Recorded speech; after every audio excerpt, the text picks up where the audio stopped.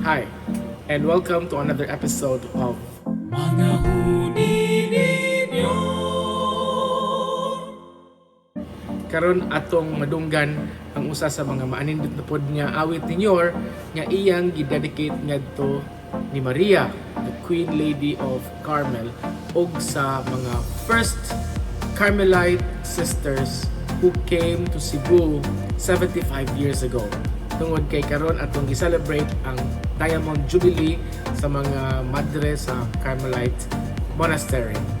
Og ang katahon karon mao ang gihimo pod ni Msgr Rudy nga kanta entitled Katahum sa Carmel, which is also inspired by the music of Msgr. So, don't forget to hit the subscribe button below. Can also hit like, and don't forget to smash that notification bell so that you would be informed about the next episodes that are coming up right here in Mga huni ninyo.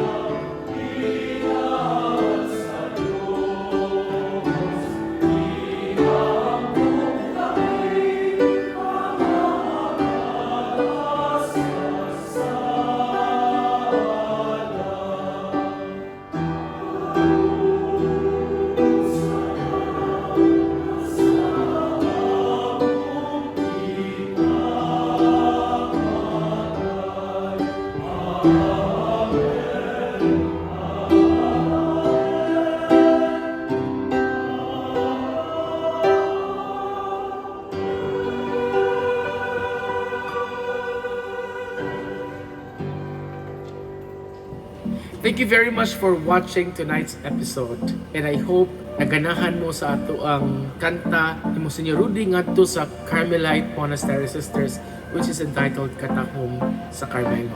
This is in celebration again of the 75th Diamond Jubilee of the Sisters of the Carmelite Monastery who came here 75 years ago. So thank you very much and see you in the next episodes. Mga